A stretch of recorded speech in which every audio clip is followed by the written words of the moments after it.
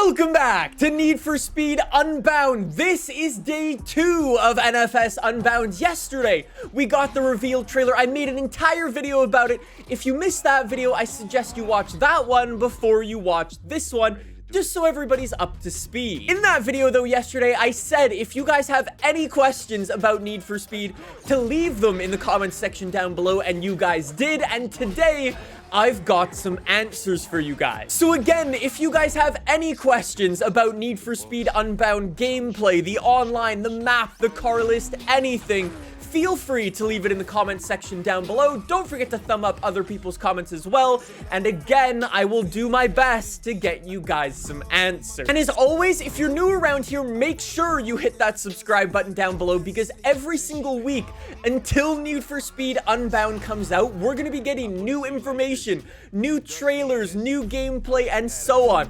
And every single time we get new information, I'll be making some more videos here for you guys. So if you don't want to miss those, make sure you're subscribed. For example, Need for Speed has already told us that next week's info drop is called "The World is Your Canvas." I have no idea what that means, but we'll have to wait for next week, so be on the lookout for that. So without further ado, let's jump into Need for Speed Unbound and these new details that we've got today. And right out of the gate, we've got some brand new screenshots showcasing different areas of the map and how diverse this new map is. Some key takeaways as you're looking through these photos is this is a very vertical map. There are some massive mountains and hills for you to go and climb and do some exploring. The downtown core is also super nice looking. And yes, we also have confirmation that the drawbridges will actually work now in this photo. And we also got our first look at the first safe house in Need for Speed Unbound. We will come back to that in a second. The developers also shared some information about the platforms for Need for Speed Unbound. These are the PC specs, the minimum specs and the recommended specs.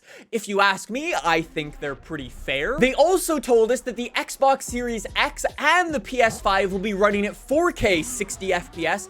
And if you have the Xbox Series S, that will be running at 1280p 60 FPS. So a little bit more than 1080p, but not yet 1440p. And as I said in yesterday's video, this game will not be available on the PS4 or the Xbox One generation of consoles.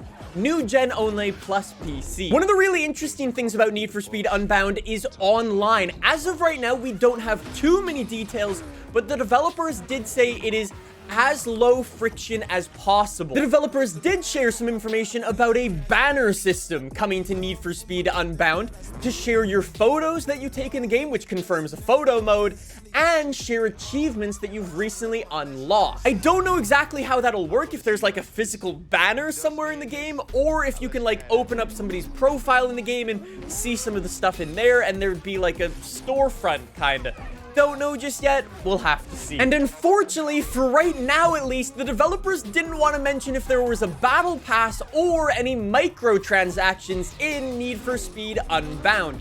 However, there probably are. Because right now, if you actually take a look at the pre-order bonus incentives for Need for Speed Unbound, you'll notice one of the incentives you get for pre-ordering is 150 bank that you can only use in multiplayer. Oh, that's a big statement. Okay. So obviously we're gonna need to wait for some more details about Need for Speed Unbound before we figure out exactly what that means. But if you ask me, I think it means there are one of two options. Number one, is it possible Need for Speed Unbound uses a similar system to GTA 5? How you have like the career mode, the campaign mode, and a separate online system. Although both are in the same game, neither of those modes actually talk to each other, and you've got like standalone bank accounts, cars, and so on. If so, that would be really cool, but I think that would be filled with microtransactions a la Shark Card. And number two, and probably more likely, because this is an EA game at the end of the day, does Need for Speed Unbound Online work similarly to the FIFA Ultimate Team mode? For example, you could have coins in the game that you could earn by just playing the game normally, but then you would have a second currency like bank that you would have to pay real money for. That's where that 150,000 bank would go. and be used for online only. Obviously, this isn't confirmed just yet, but it's a very interesting thing to think about, and I think it's actually possible. What do you guys think? Let me know in the comment section down below. And now, before everybody jumps on EA for doing EA things, the developers have also promised they will be bringing free updates to the game for all players, including new experiences, content drops, and new features for the game. So all of that stuff sounds pretty cool. Hopefully we get more than one for Unbound. And although the developers didn't call it out specifically, most probably we are going to be getting some new cars added into Need for Speed Unbound over the life of the game. And let's talk about those cars. So yesterday, the developers actually put out the full car list for Need for Speed Unbound, and then like an hour or two later, they were like, oh, we messed that up. And then they changed it. So if you want to see the full car list, again, I will link to that in the description down below.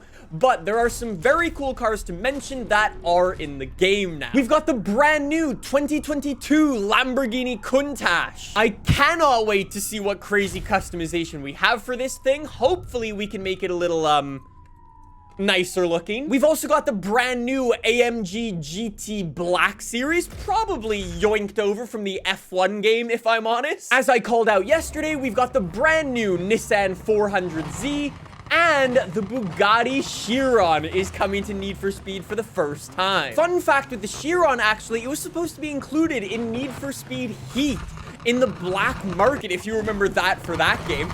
Anyways, long story short, it never actually made it into the game, but spoiler alert, it's got a cool wide body kit, and it will now be featured in Need for Speed Unbound. On the topic of the cars, one of the other things the developers actually told us is that there is no interior view in Need for Speed Unbound.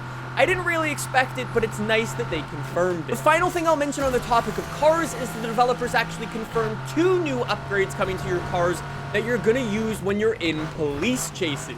You now have a police scanner and a spotter, both of which will tell you where the cops are in the world so you can avoid them. One of the other big things that the developers told us is that there is a brand new physics engine for Need for Speed Unbound, apparently built from the ground up. The way they describe it is like this: a super sophisticated physical simulation compared to other big driving sims. However, at the same time, they did still say that Need for Speed will still be accessible to everybody and have a very high skill ceiling. Like I said in yesterday's video, the worst part, arguably, of the recent Need for Speed games had to be the physics. It just didn't feel like you were in control of your vehicle at all times. At least it didn't for me. So hopefully with this new physics engine, those types of things will be better to give you more control over your car and more confidence as you're driving your car. Obviously, we'll need to wait and drive the game for ourselves to give proper feedback, but for now, at least it sounds pretty good. And last but not least, the developers also told us the basic story behind Need for Speed Unbound. You and your friend were torn apart by a robbery where a very popular and famous car was stolen, and it is your job to get it back. That is all we know right now. One of the things that the developers did decide to tell us, though, was how the actual races work. There is now a buy-in for the races. So some races might be cheaper than others, some might be more expensive. Say a race is 10,000 buy-in. You've got to put that money down, and if you win the race, you win your buy-in back plus an extra reward. But if you lose your buy-in. So every race is a gamble. And like Need for Speed Heat, every single race that you complete will build your heat level and make the cops a little bit more annoyed at you and make them a little bit more aggressive. Unlike in Need for Speed Heat, though, you are earning money for doing these races. So say, for example, you're doing like 5, 10, 15 races in one session without banking your money. That is a huge gamble, because if the cops bust you, you will lose that money, which makes it super intense. So long story short, if you want to bank your money, you've got to go back to your safe house and secure that money before you have a skill issue and lose everything. Here's what the devs said. If I was to boil everything up, what we're trying to do here is we're trying to make the player feel like an illicit street racer and make crazy bets like an illicit street racer and feel the highs and the lows and the thrills of what it means to embody that fantasy. Honestly, based off that, it sounds super, super cool, and I can't wait to jump in and bait the cops and then roll into the river and lose all of my money. So there you go. That's everything we've got for Need for Speed Unbound today. Next week, we're going to be getting some brand new information. What do you think we're going to hear? If you have any questions, let me know in the comment section down below. I'll see you guys next week with some more Need for Speed. See you then. Bye.